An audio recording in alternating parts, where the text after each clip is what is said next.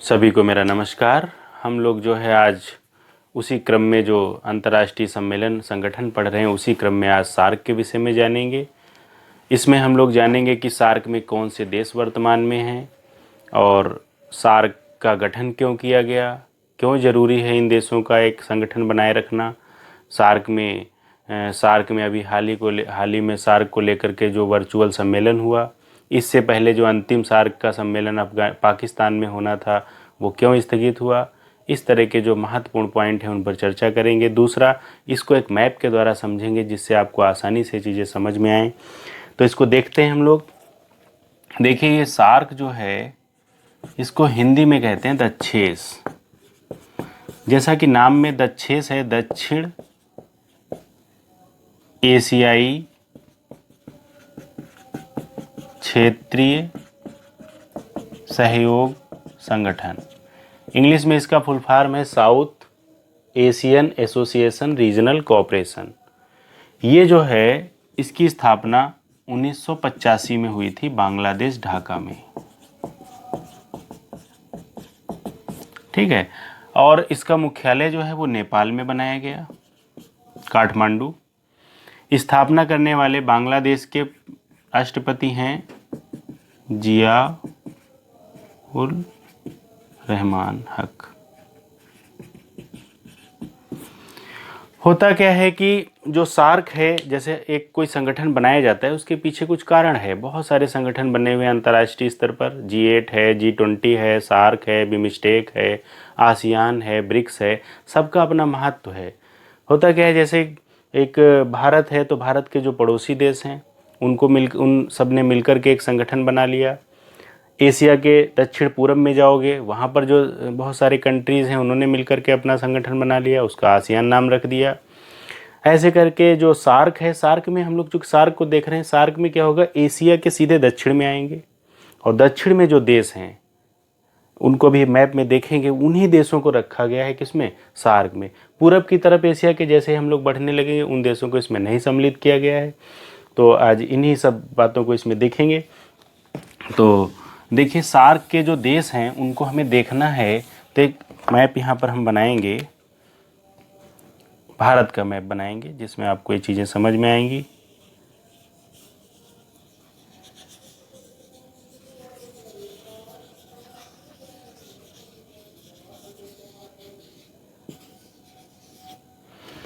देखिए, ये जो है भारत है। अब ये एशिया का जो मानचित्र है उसके नीचे बिल्कुल दक्षिण में, हिंद सागर से लगा हुआ भारत, तो बिल्कुल दक्षिण में आ गए भारत, यानी कि इंडिया जो है सार्क का सदस्य है, ठीक। अब जैसे कि इसके जब हम इधर आ गए तो पाकिस्तान है, यहाँ पर आ गए तो अफ़गानिस्तान है। जो भी कंट्री जो है भारत से लगे हुए हैं उनको लिखेंगे। यहाँ पर नेपाल है, यहाँ पे भूटान है, यहाँ पे बांग्लादेश है,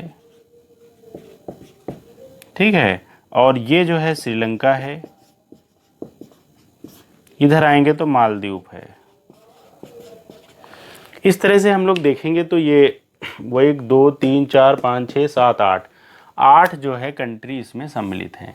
शुरू में इसमें 7 ही देश थे। अफ़गानिस्तान जो है ये 2007 में जब सम्मेलन हुआ तो इसको सम्मिलित करने की बात करी गई। ये 2007 का सम्मेलन जो है सार्क का भारत में हुआ था और उसमें अफ़गानिस्तान को सम्मिलित किया गया 2007-8 में।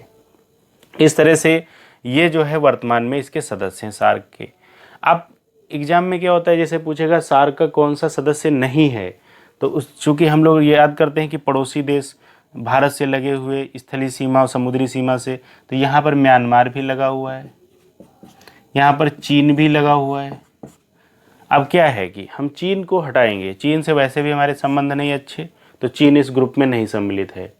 म्यांमार को भी हटा देंगे। म्यांमार को हटाने के पीछे क्या कारण है कि जो आसियान पढ़ेंगे, आसियान में क्या होगा, दक्षिण और पूरब के देश सम्मिलित किए गए, तो उसमें चूंकि म्यांमार होगा, थाईलैंड होगा, है ना, इधर के देश होंगे, इंडोनेशिया होगा, तो वो हटा देंगे। म्यांमार हटा दिया क्योंकि वो आसियान में आ जाएगा। इस तरह ये सार्क के वर्तमान में सदस्य हैं। अब क्या होता है कि ये इसकी क्यों ज़रूरत है, सीधी सी बात है। अगर कोई भी कोई भी आयात निर्यात करना है, सामाजिक आर्थिक राजनीतिक रूप से सुदृढ़ होना है, तो इन देशों का एक मजबूत संगठन, आपस में सहयोग, तालमेल होना बहुत ही ज़रूरी है। इसीलिए दक्षेस नाम है, दक्षिण एशियाई क्षेत्रीय सहयोग संगठन। आपस में एक दूसरे का सहयोग करें जो हमारे क्षेत्रीय हैं, हमारे पड़ोसी हैं। लेकिन होता क्या है कि हो नहीं पाता। जैसे पाकिस्तान है, विवाद की स्थिति हमेशा बनी रहती है। अभी अभी हाल ही में देखा होगा, नेपाल से भी जो है कुछ इस तरह की खटपट हो रही थी। तो ये जो चीज़ें हैं जी, ये संगठन तभी अच्छा कार्य कर पाएगा जब आपस में हम एक दूसरे का सहयोग करेंगे। अभी चूँकि अब क्या है कि 2016 में इसका अंतिम सम्मेलन हुआ, तब से अब तक हुआ नहीं, वो स्थगित हो गया। 2016 का सम्मेलन भी स्थगित हो गया जो पाकिस्तान में होना था, इस्लामाबाद में। अब ये क्यों स्थगित हो गया? उसके पीछे क्या था? पाकिस्तान और भारत खटर पटर यहाँ होती रहती। उरी अटैक हुआ, बहुत सारे आर्मी के जवान शहीद हो गए, रात में पाकिस्तान ने अटैक कर दिया। तो इस तरह से फिर उसके बाद सर्जिकल स्ट्राइक हुई। तो ये जो चीज़ें हुई, इसमें भारत और पाकिस्तान के बीच बहुत तनाव की स्थिति बन गई। और ऐसे में कोई अगर सम्मेलन होना है तो उसमें हम भाग तो नहीं ले सकते। तो वही होता है, भारत ने मना कर दिया। जब भारत ने मना कर दिया पाकिस्तान जाने से, वहाँ सम्मेलन में भाग लेने से, तो जो और देश थे उन्होंने भी मना कर दिया और इस तरह से ये सम्मेलन स्थगित हो गया। तब से रुका पड़ा है, अभी तक नहीं हुआ। लेकिन 2020 में फिर से एक घटना हुई जो कि कोविड-19 है। और ये एक ऐसी महामारी कोविड-19 जिसने पूरे विश्व को प्रभावित कर रखा है। जो भी जिस तरह से भी जो कर सकते हैं, सब मिलजुल कर इसको ख़त्म करने का प्रयास किया जा रहा है। तो उसी में हमारे देश के प्रधानमंत्री ने एक वर्चुअल सम्मेलन किया 2020 में।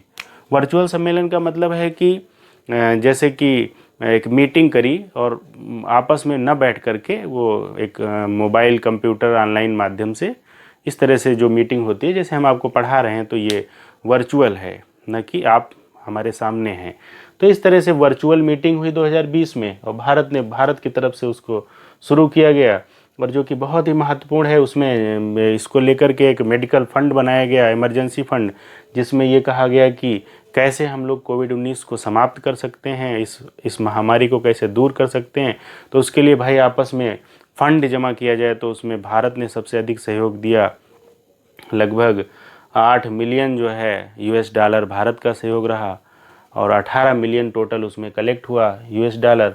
तो इस तरह से भारत इसमें क्या है कि भारत इसमें सबसे ज़्यादा आबादी भारत की है, सबसे ज़्यादा एरिया भारत का है, सबसे इसमें संपन्न भारत है, सक्षम भारत है। तो भारत का सहयोग भी सबसे बढ़िया है। अब आप देखेंगे कि इसमें जो है सबसे ज़्यादा एरिया में भारत है और सबसे कम एरिया में मालदीव है। अगर प्रश्न आ जाए सार्क में सबसे बड़ा क्षेत्रफल में कौन सा देश है, भारत है। सबसे छोटा कौन सा है, मालदीव है। कुछ प्रश्न और सार्क के हैं, जैसे कि समुद्री सीमा से लगे हुए सार्क के देश मालदीव और श्रीलंका, और स्थलीय और समुद्री दोनों सीमा से लगे हुए सार्क के देश पाकिस्तान, बांग्लादेश। ठीक है। कौन से सार्क के देश हैं जो लैंडलॉक्ड हैं, भूबद्ध हैं, मतलब उनके चारों तरफ जो है ज़मीन ही है, समुद्री सीमा नहीं है। तो एक अफ़गानिस्तान है और दूसरा जो है नेपाल है और तीसरा भूटान है। मैप में ही आप ये देखकर जान सकते हैं, इसमें रटने की नहीं ज़रूरत है कि आप रट रहे हो नेपाल, भूटान, अफ़गानिस्तान लैंडलॉक्ड। आपको दिख रहा है नेपाल जो है वो कोई समुद्री सीमा नहीं है, भूटान कोई समुद्री सीमा नहीं है, अफ़गानिस्तान कोई समुद्री सीमा नहीं है। तो ये लैंडलॉक्ड कंट्री हैं सार्क के। श्रीलंका, मालदीव समुद्री सीमा से लगे हुए हैं और बांग्लादेश स्थलीय भी है, समुद्री है। पाकिस्तान स्थलीय भी है, समुद्री भी है। इस तरह से ये चीज़ें, ये प्रश्न भी परीक्षाओं में पूछे जाते हैं। तो वर्तमान में अब क्या है कि ये उतना बढ़िया सार्क काम नहीं कर पा रहा है। एक संगठन और बनाया गया है, बिमस्टेक। ठीक है, जो कि ये कहा जा रहा है कि एक तरीके से सार्क का स्थान ले रहा है। कौन? बिमस्टेक। क्योंकि ये बिमस्टेक में कौन जो सबसे ज़्यादा खुराफात शैतान कौन है? पाकिस्तान है नहीं उसमें। बिमस्टेक में क्या होगा, हम लोग ये एक लाइन ऐसे खींच देंगे, ये वाले हट जाएंगे, इधर वाले आ जाएंगे, नेपाल, भूटान, बांग्लादेश, श्रीलंका, है ना, यहाँ पे म्यांमार, थाईलैंड, इतने देश जो है किसमें है? बिमस्टेक में। तो एक तरीके से देखा जाए तो सार्क का रूप बिमस्टेक ले रहा है, उसका स्थान बिमस्टेक ले रहा है। अगले उसमें हम बिमस्टेक का इस पर चर्चा करेंगे और आसियान पर चर्चा करेंगे। Thank you very much.